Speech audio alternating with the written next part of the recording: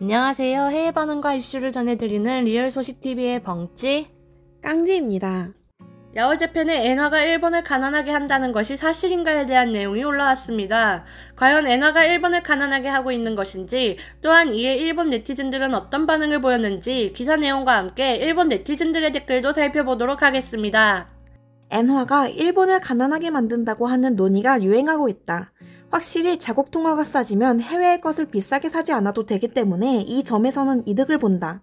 하지만 엔화 가치가 떨어지면 일본 것을 비싸게 팔아야 하는 핸디캡을 짊어지게 된다.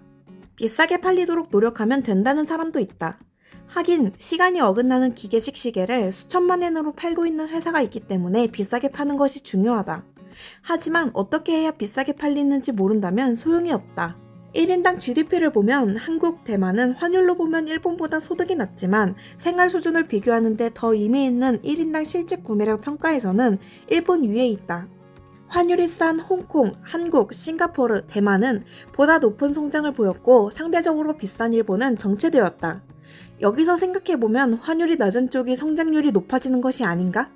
이 결론에 대해 비교가 5개밖에 없지 않느냐는 반론이 있을지도 모르겠지만 앞서 말한 5개의 나라는 모두 아시아의 공업국이며 특히 한일대국은 같은 경제구조를 가지고 있어 세계 시장에서 라이벌이다. 그렇게 생각하면 비교 나라가 5개로도 믿을 수 있지 않을까 싶다.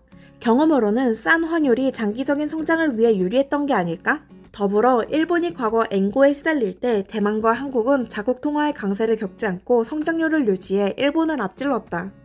이건 역시 엔저가 나빠서 엔고가 좋다고는 할 수 없는 것 아닌가? 여기까지 기사 내용이었습니다. 이제 일본 네티즌들의 반응을 보러 가겠습니다. 엔화 약세로 수출 산업이 재미를 보고 있을 텐데 서민에게는 혜택이 돌아가지 않는다. 그보다는 엔화 약세로 휘발유와 식품 원자재 등이 폭등해 서민의 살림살이를 어렵게 하고 있다. 단순히 엔화 약세의 문제가 아니라 현재 일본의 경쟁 구조가 더 문제다.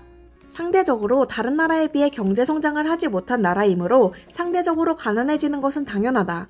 서민이 풍요로운 소비자가 되려고 하는 것을 저임금 노동이 되도록 비정규직이나 이민제도를 도입해대고 무작정 발목 잡기를 하면 성장도 할 수 없다고 할까?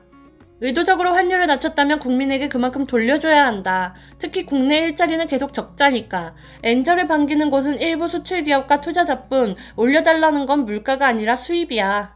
일본은 다른 나라에 비해 자원이 없고 유일한 자원이라고 할 수 있는 것은 사람의 노동력.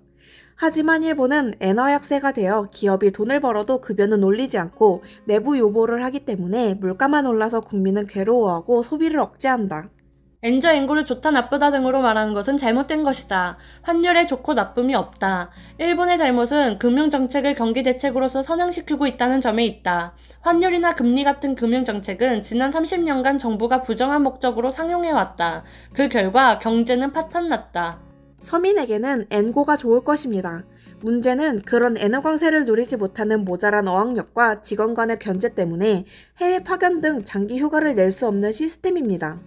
일본이 엔고로 고통받는 것은 엔저를 유도할 수 없게 되었을 때 급격히 엔고로 흔들리기 때문입니다. 급격한 엔고는 수출기업의 실적을 직격합니다. 당연하죠. 엔화 약세는 확실히 일본을 가난하게 만듭니다. 엔저라고 하는 것은 실질 일본의 가치가 낮다는 것이 된다. 도대체 이 나라는 버블 붕괴 후 하나라도 세계를 석권할 정도의 혁신이 있었을까? 없다. 오히려 뜯기기만 했다. 일본인들이 무엇이 문제인지 잘 파악하고 있는 것 같아서 다행이네요. 예전에 일본인이었다면 문제 파악을 하지 않고 눈 가리고 아웅했을 겁니다. 맞아요. 항상 GDP 이야기만 나오면 욕하기 바빴던 일본인들의 모습은 온데간데 사라졌네요. 저희는 다음에 더 재밌는 영상으로 찾아뵙겠습니다. 다음에 만나요.